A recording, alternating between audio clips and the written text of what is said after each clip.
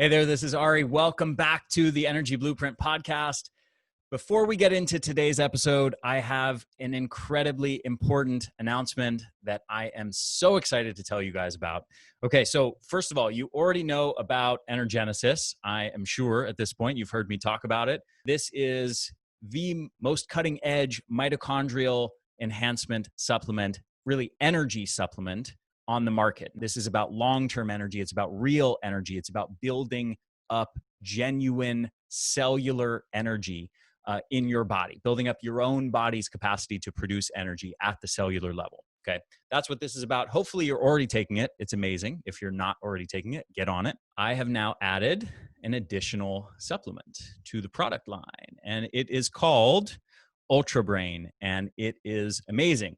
I've had so many people just in the last 2-3 weeks since it's been out, the Energy Blueprint members who heard about it first, just raving about how amazing they're feeling literally within days, a few days of taking this. This has an incredible list of ingredients and the dosages that are actually real doses of these ingredients. Rhodiola rosea, amazing science on it showing literally within a week or two, we're talking 40-50% reductions in fatigue, 40-30% reductions in scores of depression.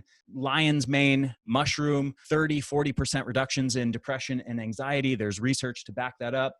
Alpha GPC and choline CDP, these are choline sources that have proven results in the context of cognitive decline and dementia. Bacopa and ginkgo extracts have proven neuroprotective effects and cognitive enhancing effects, brain boosting effects. Neurofactor, which is an extract from coffee fruit, has been shown to boost brain-derived neurotrophic factor levels. Low BDNF levels have been linked to depression and other conditions associated with cognitive decline and poor mood and low neuroplasticity. Saffron extract has been compared to antidepressants, has been compared to anti-Alzheimer's drugs. To say it in a sort of underwhelming fashion, it has performed incredibly well relative to those different drugs for those different conditions. Polygala tenuifolia is another brain energy boosting compound, and N-acetyltyrosine, dopamine boosting compound.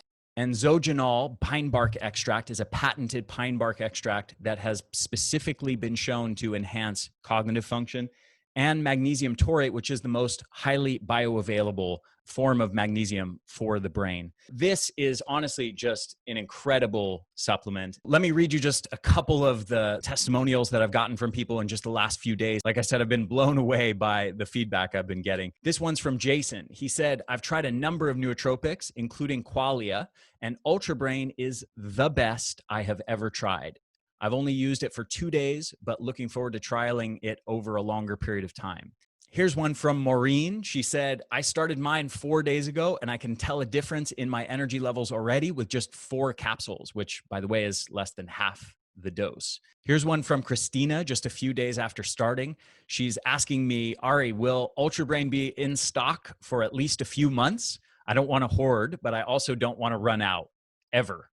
And then she says, thank you for such an amazing supplement. I'm so hopeful that for me, this will be the long-term key component that's been missing. Here's one from Beth. She said, I really love Ultra Brain.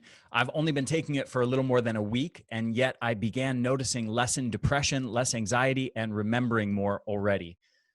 Thank you so much for offering this product. So I've gotten so many more messages like this. Really, people are noticing profound effects in just a matter of days. So this is the real deal, folks. This is a brain supplement that I really believe is pretty much the best on the market, especially when it comes to mood support for combating depression and anxiety. I mean, it's just packed with compounds supported by clear science showing profound, amazing benefits, amazing reductions in depression and anxiety, and amazing improvements in overall brain health and cognitive function and focus. Just literally within a few days or weeks of taking it. And I've combined so many of those different compounds into this one formula. It's just epic. There'll be a link below this video if you're on YouTube to get it, or go to the energyblueprint.com/ultrabrain and you can get it there. So go pick yourself up a bottle or 3 or 5. It's very possible I could sell out quickly. So go grab yours. Again, the energyblueprint.com/ultrabrain. Ultra Brain. Now, go enjoy this episode of the podcast.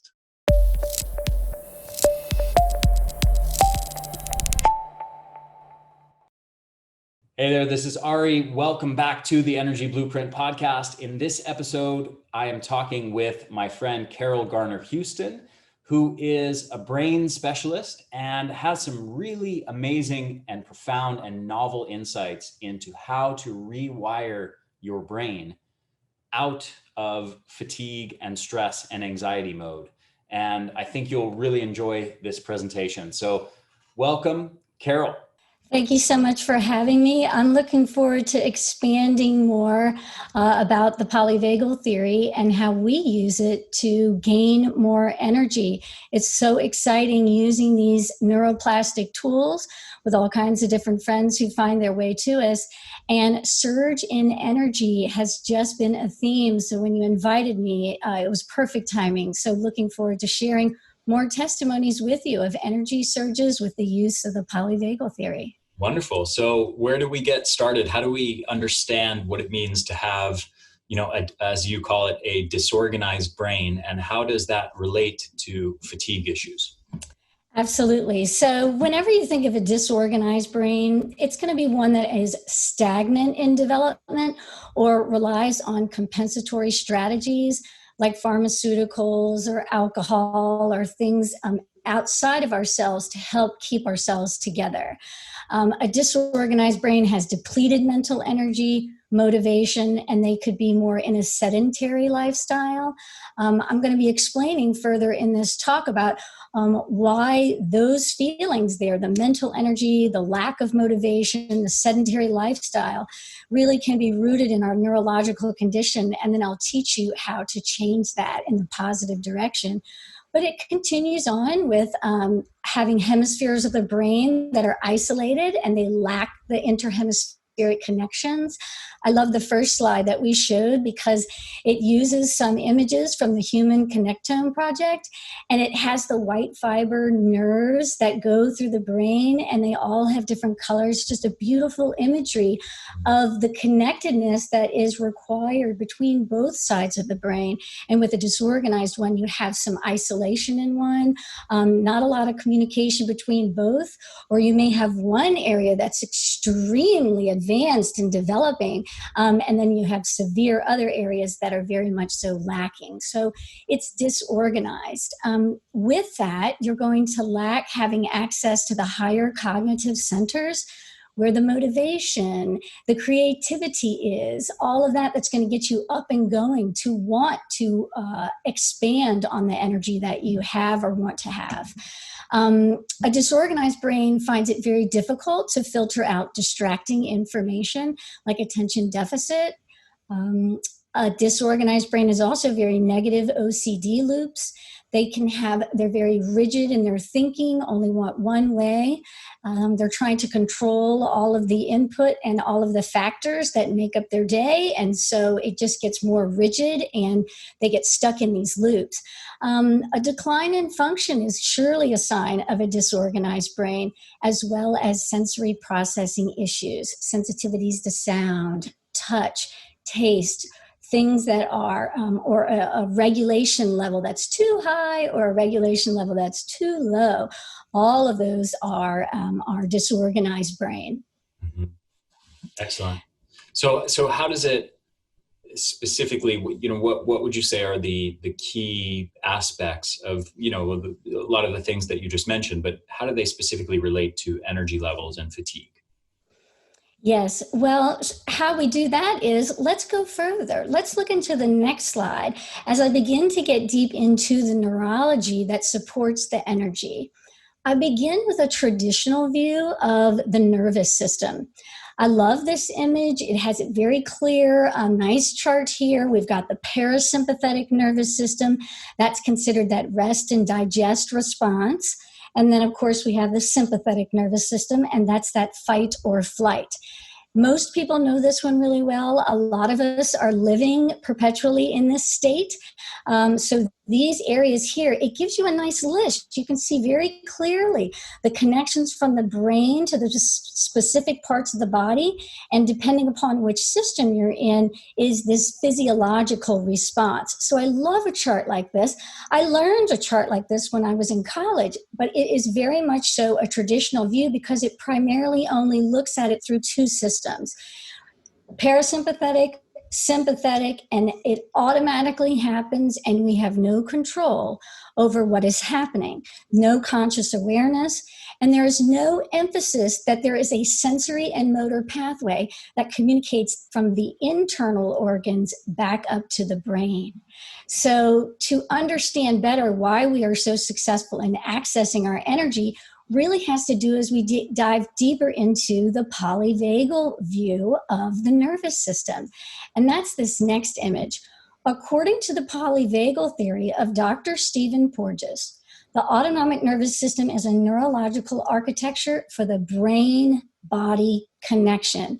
Huge difference between the traditional view, very limited, it's that view, but then expanded to include this full brain-body communication connection and layering in the conscious control of that autonomic nervous system. Very exciting. So in the polyvagal view of the nervous system, it includes sensory pathways and brainstem regulating functions. That's how we can put that volitional control in.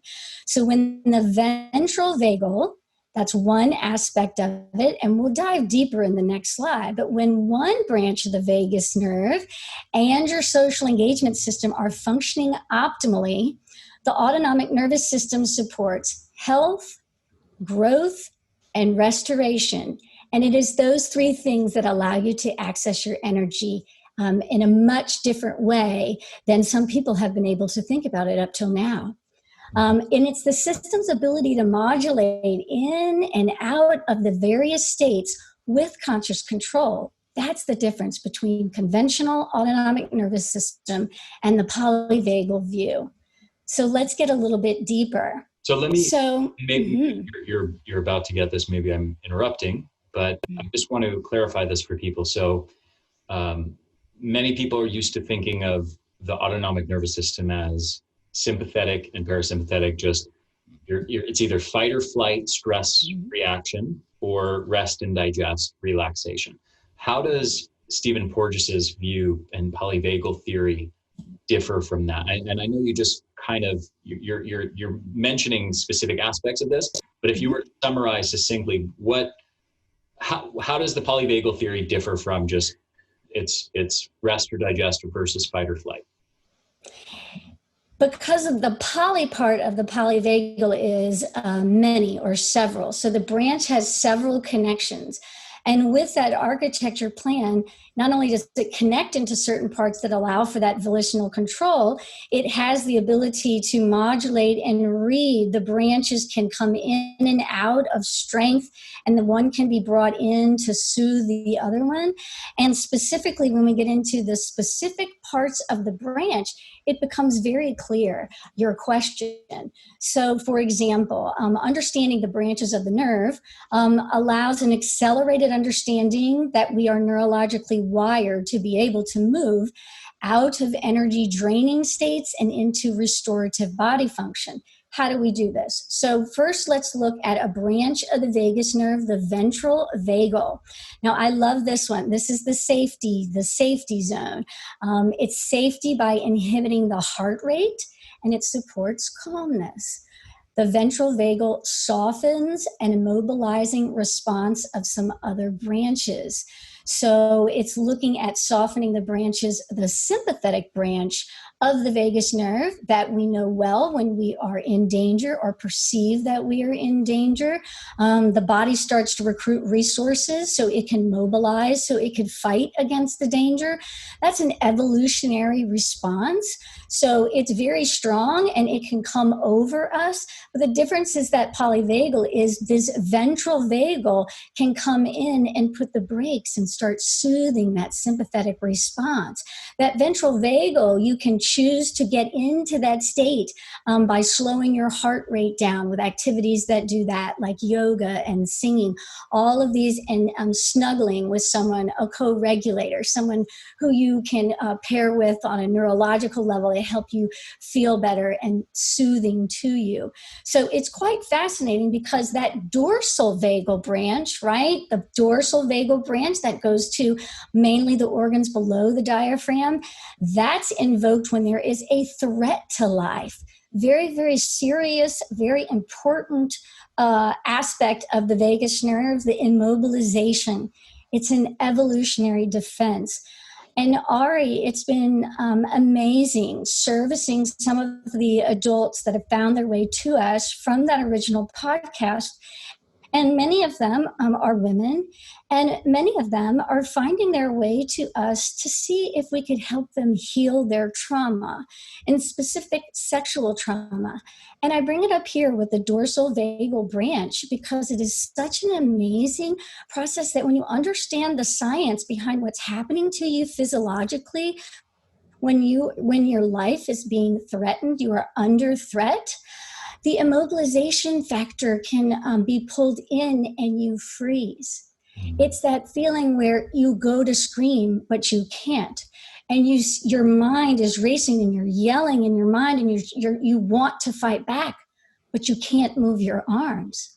So this is such an important piece, really, because for our friends who are recovering, this really helps them understand why they were a victim and did not contribute to the things that happened to them because they couldn't fight back. After the situation is over, some of them start to process, gosh, why didn't I yell? Why didn't I fight? Well, when the vagus nerve immobilized you, you weren't able to. That was your neurological system coming in to save you. Yeah. And this really changes the healing process because our friends can let go of feeling like they contributed to their state in some way. So significant as you learn about these pieces and how that impacts the whole human condition. And when... I had one thing on this. I always have an image in my head, every time we talk about this immobilization response, the dorsal vagal response, every time we sometimes get like lizards that find their way into our home. And so I have to pick them up and move them back outside. And oftentimes when I pick up a lizard, I'm initially chasing it, right? And it's running away and getting away from me. And then eventually after a while, I'll catch it. And as I'm initially, sort of catching it, it'll start struggling and, maybe try to see if it can wiggle its head around to bite me or something like that. And then at a certain point, once I've really caught it and it feels caught by me, it just freezes and it doesn't move. It's immobilized. It stops fighting. And that's just sort of the image I have in my mind of like how I visualize this response. But I also see it as profoundly related to some of these chronic fatigue states that, especially in people with past trauma, that their brain and their nervous system just gets wired into this sort of more numbness, more like immobilization, apathy, lack of energy, vitality. As a, I'm sure it's as a protective response to sort of minimize the stressors of, whatever stressors they might encounter.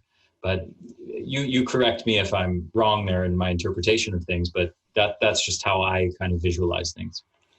And yes, thank you so much for bringing the lizard analogy in, because frequently in the journals you may read about the lizard brain, that type of response. So it's a perfect layering in, and it really does give our listeners an idea of how primitive, how evolutionary that immobilization piece is, and how once you can recognize it, you can blow air and space in between these emotions and feelings, and we can help you pull the vagus in there, and we can start to get some more control over our physiological responses.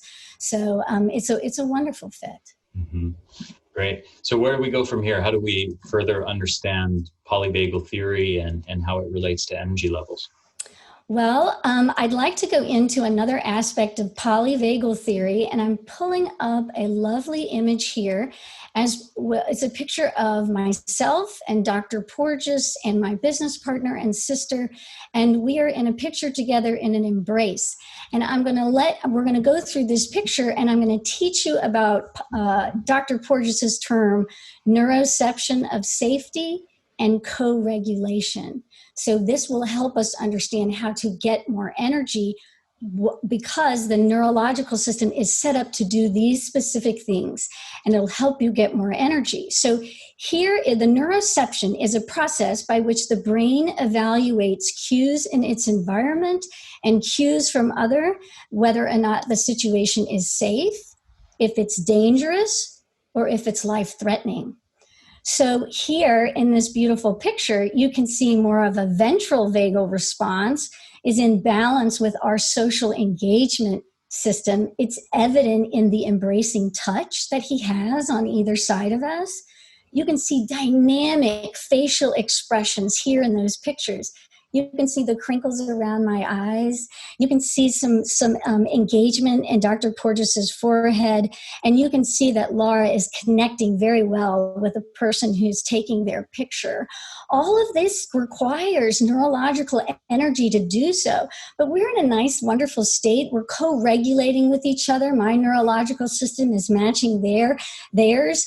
And together, it's easy for us. Our energy is not being zapped from us. We are in homeostasis. We are ready. We could go dancing if someone put a song on, or we could go and have a lovely conversation and get more intimate.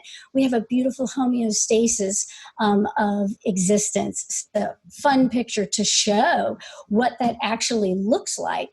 It's the expression of the science. If I may try to summarize this in different words, it sounds like what you're saying is this ventral vagal response is a safety social engagement response. It's the brain, when that pathway is stimulated, your brain, your body is relaxed because it perceives itself to be safe, as opposed to the opposite scenario where your brain might perceive, and this is unconscious, your brain might perceive itself to be in an unsafe environment with unsafe people or unsafe circumstances. And that state is itself draining to one's energy level. Yes. If someone is wired into more of a state where they're sort of in a baseline level of higher sort of danger sensing. Is that accurate? Absolutely. Very well said. And another way to illustrate your point, summarize your point, is with a disorder like sensory processing disorder. It's a beautiful example of this disorganized brain. The sensory system is all disorganized. It's very distorted. You can't hear what others hear. You can touch. You may retract from touch all of this adds stress level, draining from the neurological system, draining from themselves. If this friend with sensory processing disorder has something like a larger neurological disorder like autism, you pair that same sensory processing difficulties with a mom who's trying to co-regulate the system that's really having a difficult time doing that. Together, you can now understand why that they can get into such a state and really so much suffering that happens there, until you start to reorganize the brain and neurological system in a bottom-up approach. And by addressing the polyvagal science within the protocols, you really can springboard yourself into energy that was really not really on our radar. It was like something that happened and people were feeling better. But as we did this more and more with adults, their expression of how this type of work has changed their energy levels is why it's just so exciting to share it. Mm-hmm. Beautiful. Yes. So the next way that we explain how we're going to get access to that energy is we explain when you take the polyvagal theory and you combine it with our C.A.L.M method. It is a 4-step process, and with those two together, that's how you get logical energy. So I'll share this with you right here. The first step of CALM is to first comfort and soothe. So of course we do our vagal work first. And here is a wonderful testimony of our adult friend, who just experienced this first step here. It's been transformative. I haven't slept as well probably since I was 8 years old. Since starting this, it was almost immediate. Within 2 days, my sleep pattern was dramatically improved. I'll say probably the second week in, I started noticing my energy had been stepping up as I went day over day over day. And my clarity is crisp throughout the week. I'm not burning off towards Wednesday afternoon. It's consistent. And my energy is higher than if I was on the caffeine. My mental clarity is much, much more improved. I do have some attention deficit things going on in my life. So that's actually something I didn't tell you. Just occurred to me. I haven't been taking any of that medicine in the last month. It's only a few weeks in, but it's blowing me away, the results. I could have never predicted it. Had I known this, I would have signed up sooner than the 6 months after hearing you on the podcast the first time. It's crazy, and I can't stop talking about it to people. So it's amazing. I love it. So what's exciting about Mark is that his response, his energy levels made such a leap with specifically that first step that we do, vagal regulation. We go in first to calm and soothe, and energy is what bubbles to the surface. So I love that. The things that we get also are not only in the immediate, but they are long-term changes. That's what neuroplasticity is. It means the brain can change based upon the input that it's given. So we give it the most organizing input possible, and that's what develops. So once we finish a step like that, we then move into step 2, which allows us to activate our energy. Once we are neurologically safe, we can open the social portal of human engagement. We can organize the sensory system. Specifically, we start with vestibular organization first because it is directly related to the sedentary or over arousal states that so many of us struggle with our energy levels as well. So in an activation stage, you can have a response like this. And I'll show you Miss Cassie's response. My oldest son, Gray, who's 11, he suffered a concussion when he was in 3rd grade and had post-concussion syndrome. We met with neurologists, we did therapy, but still 2 years later, he still had extreme car sickness. I mean, every time he would get in the car, he would have car sickness, and he suffered with a lot of anxiety and just residual anxiety. And both of those two things have improved since doing the listening. We actually drove to Florida from Indiana a couple of weeks, 3-4 weeks ago, and he sat in the 3rd row of our SUV the whole way there and the whole way back and didn't have car sickness. So that's a huge improvement. Yep. And so that's important because the reason why he could sit in the back seat and he wasn't car sick, that directly impacted his positive energy level by not being car sick. Because she used to drive him to school and he would get car sick just on the way to school, and that would negatively impact his ability to engage and learn and his regulation levels. So what we do also in this activation stage is we go to the primitive aspects of the central nervous system, the sensory system, particularly the vestibular system. And with him, we went very primitive and we reorganized from the very base of the central nervous system with little tiny exercises. Then we built in complexity until and it's because we activated his vestibular system to work as intended that he no longer had the draining anxiety that comes with a disorganized system, as well as the car sickness. It's a good illustration of how once you activate the right things in the system, how it overrides those negative experiences. Yeah. The next step into accessing your neurological energy is in step 3, is helping the brain and neurological system learn how to do that. And we're going to see here how Kirk is learning to use more of his natural socialization skills. Decreased brain fog, decreased procrastination, anxiety, increased ability to handle situations that otherwise would have been stressful, increased ability to think on my feet, to relate to people in a natural way. So I still don't go like really far out of my way to try to relate to people, but if I'm in a situation where relating to somebody would be the appropriate thing to do, it just flows much, much more naturally now. I don't find myself feeling like I'm pinned under glass or something if I have to relate to somebody, that I can actually hang out and just casually talk to somebody that I don't even necessarily know for a few minutes at a time. And that would have been completely impossible a year ago. Actually, it's funny that I don't remember when it stopped being like this, but there was a long time where I was just so overwhelmed with everything at work that I couldn't even think that I would not be able to do a task unless somebody explicitly told me, I need you to do this, and here's when I need it done. I definitely know some people with those sorts of antisocial tendencies, and I'm disinclined towards small talk myself. So I kind of know some of those feelings. I was laughing as you were talking about the feeling of being pinned under glass, and Yes. yeah, very interesting and powerful stuff. So, yes. Okay, so we've got comfort, activate, and learn. Where do we go from here?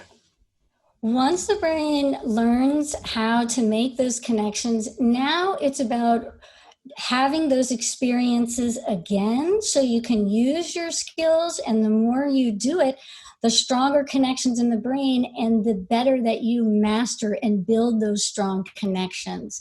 So let's look at Miss Alicia here as she talks about her adult son mastering communication with happiness at 20 years of age. My 20-year-old son was for this and he wanted to try this. And I was thankful for that. And I was surprised that he was willing to do it. And he was getting up at 5:30 in the morning to do it before he left. He was the one we noticed the first with, because he also has pretty profound auditory processing. And he just, at some point in his life, he just quit talking because he had the words in his brain, but he just couldn't express what he was wanting to express. And so he just didn't talk much, and he was kind of grumpy, and my husband and I could never hear what he was saying to us. And we thought it was a disrespect thing until Brain Harmony, like a couple of weeks into it, he started talking, and he was talking loud enough to where we could hear him. And we just noticed we haven't asked him to repeat anything for a long time. And he was becoming happier, and he was sharing with us personal thoughts that he never did before, and things that he just was thinking about, and just bringing up conversations. He would never start a conversation or anything like that. So that was huge. We just felt like we got our son back. With my 8-year-old, he also had a big difference in emotional regulation. He would very easily get angered, and I've noticed that has calmed down a lot. Again, so profound, the experience when you organize the system in this order and in this way. The brain mapping is laid and established. This is where executive functioning skills develop, because you have a solid foundation of the central nervous system. So if you feel like the executive function is something that's far away from you, or it's getting farther away from you, it's just something that you can build, which is fantastic. And our friends are no longer they're stuck in primitive movement patterns. Our old thought processes are limited by genetic predispositions. We use the polyvagal theory to organize the system and access the energy that it needs. That was an amazing testimonial. Wow. I'm sure, that's just life transformative for both the kid and the parents to go through something like that. Amazing. And at 20. So much of what we do is our friends say, gosh, I wish I would have found you earlier. But think about all of the suffering, right? As wonderful as this is, I get a little anxious when our friends don't have access to us or access to this. in this order in which we do it, because it is so profound. You can take someone who's completely dependent upon their parents for all kinds of things. You can actually organize the brain and neurological system so they can start testing on standardized assessments.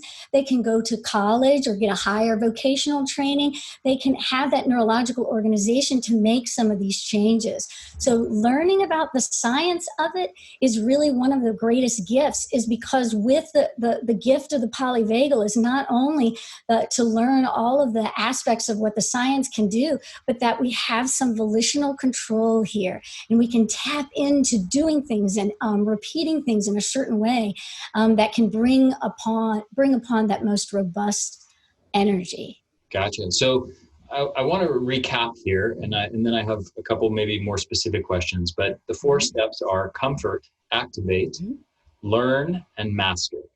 Yes. Now, first, how, just to summarize things in case people have been lost in some of the details here, can you explain succinctly in the big picture what these 4 steps of this C.A.L.M method, what do these 4 steps do in terms of how they change a person's brain, and how does that relate to energy levels? Absolutely.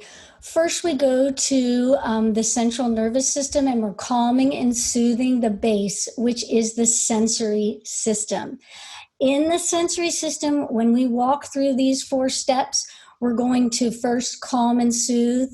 Then we're going to activate that vestibular and those aspects that may be weakened, and we're going to strengthen them. Then it allows us to move to the next level of learn, and then we can activate and then learn and then master these tools.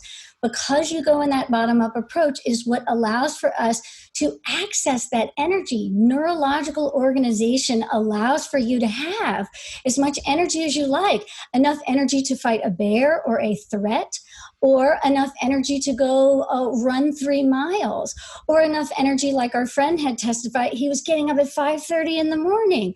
I mean, that type of shift in the neurological brain, I just haven't seen in the conventional medical model outside of these tools. When you start layering this in, we can bring a friend who's severely depressed, who cannot physically feel like they can get out of bed and have not gotten out of bed in several years. We go in and you use this process. We're first going to calm and soothe. Then we're going to activate her social portal of human engagement. We're going to awaken that and shake out that sedentary type of state. Then we're going to teach her brain how to access these other levels, and then she masters it. And that's how she gains her access to her energy and gets out of bed. Beautiful.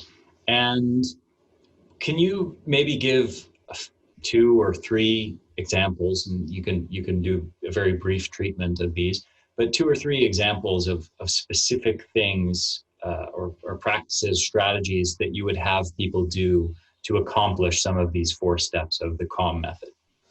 Absolutely. So in the first step is that comfort. We're talking vagal regulation again. There are things that we can do that you don't have to buy anything for, right? There are things that we can do to keep us in ventral vagal. You want to stay around people and make sure you have safety cues in your environment of safety. You're with people who are safe, who make you feel safe, and they feel safe with you. You can create that environment. You can also, yoga is a wonderful, beautiful, take this polyvagal lens and now use it as your meditation while you do your yoga. You can feel and experience the stretch of these nerves through the other parts of your body as you perceive your heart rate decreasing. Oh my. And then because your heart rate is decreasing, you're a little more snuggly and you're a little more open to engagement. You're able to smile at your friend doing yoga next to you, and then you're able to connect with that person after.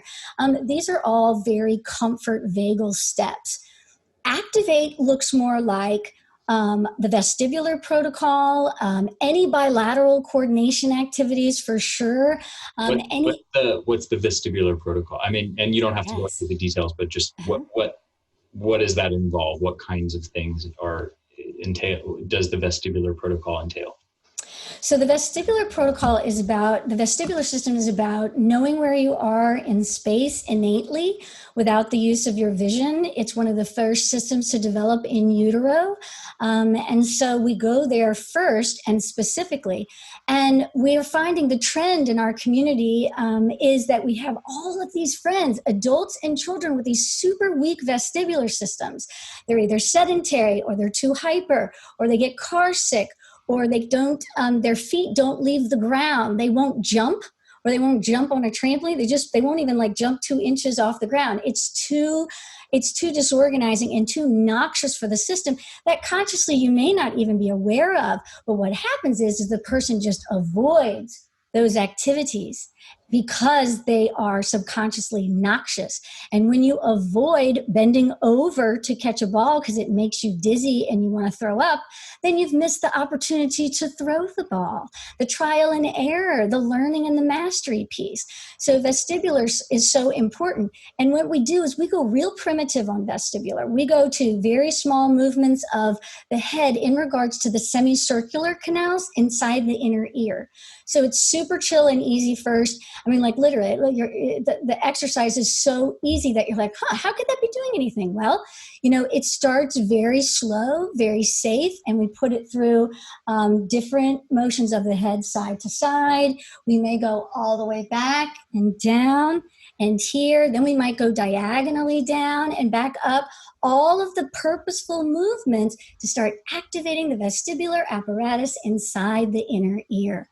We organize it, build strength upon it. And when that neurological resiliency is there go the negative symptoms. Whoop, they're just gone. And they're driving in the car and they're just now, he's talking, he's laughing, he's engaging because he's not being drained by a weakened, inactivated vestibular system. Yeah, very interesting. As you're talking there, it made me wonder if people with those issues, vestibular issues, if they might have behaviors that sort of mimic and overlap with chronic fatigue, like specifically the aversion to doing physical movements. Like when you said the aversion to bend down and pick up a ball, it sounds to me almost like it's more comfortable to just sort of be still, right? To sit down or lay down and not move so much, which is itself sort of how it's sort of mimicking how chronic fatigue manifests. Yes, and that it's not a reflection of your character. It's not a reflection that you're not working hard enough. It's not a reflection that you've made, that these choices have just been, there's something that just happens to you.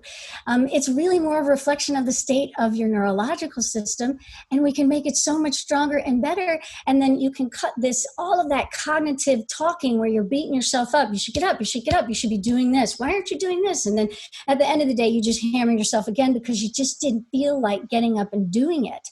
But that's because you didn't have as much neurological organization needed to do that as expected. But it's changeable. It's malleable. We can change that state. And the polyvagal theory is what helps us understand how we can. Gotcha. Beautiful. So, and then were you on step 2 there or step 3? Oh, I was on, okay, sorry. Vestibular activation was step 2. So the next step is L, and that is learning.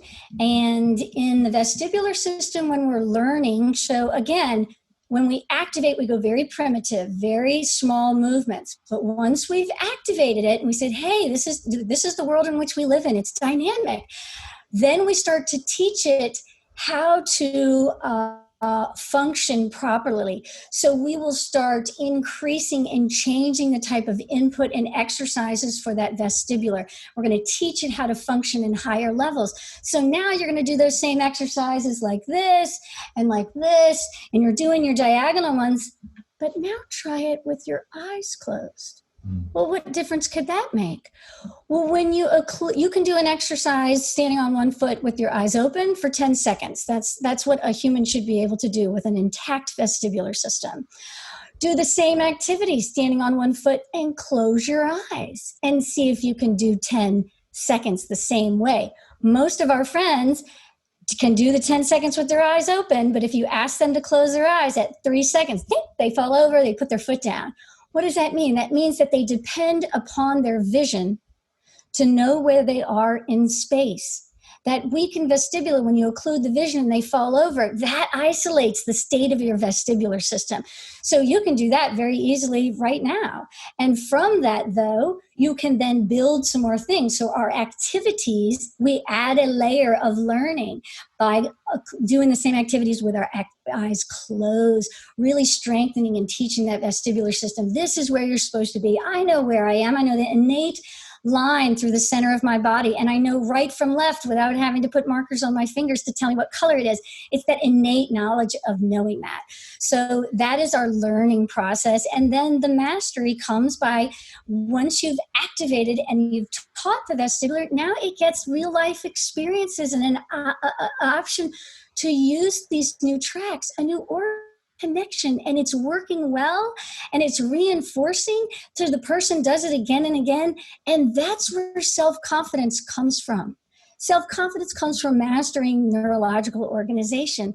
And that's why you can be confident in knowing that with this type of work and approaching your system's ability to organize will give you more energy.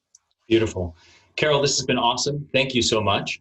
I know that you also offer free consultations. So if somebody is interested in applying this method and learning this method that you teach, if they're, basically if they resonated with the content of the talk and they're thinking, yeah, this sounds like I could use some of this brain rewiring.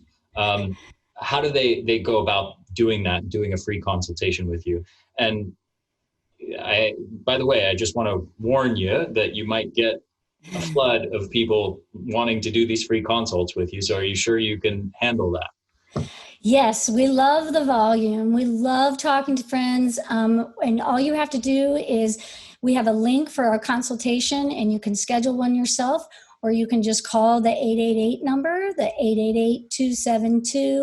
888-272-4650, and you'll get either my business partners, a hospital administrator, and fantastic in helping you sort through the state that you're in, and they will lay out for you all of the different options that we have. And then from there, if you're ready to move forward, then you get on a phone call with me. We'll look at your intake paperwork, we'll diagram your medical history, and then we'll get very customized on how we're going to get these types of outcomes for you.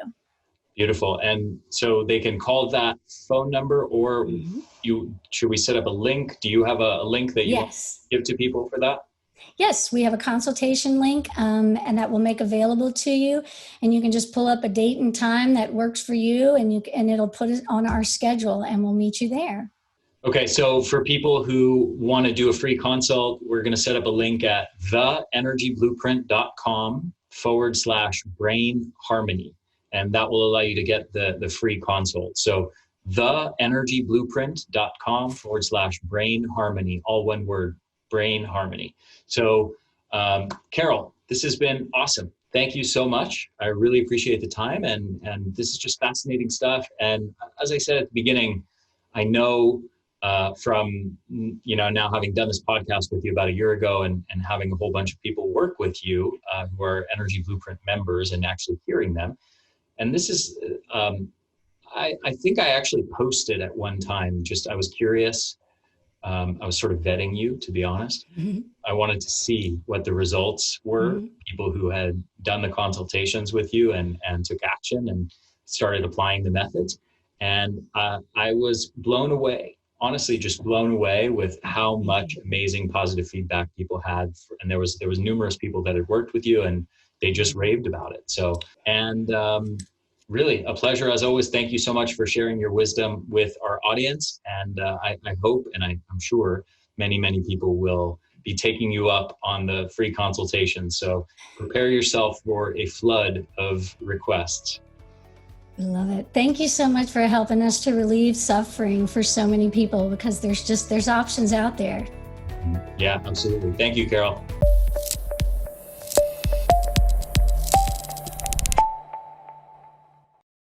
Hey there, this is Ari again. Thank you so much for listening to this episode. I hope you enjoyed it. if you found it valuable, please share it with your friends, share it with your family, help me get the word out there. Also, if you're on YouTube, make sure to hit the subscribe button and hit that little bell to get notifications every time we release a new video or new episode of the podcast.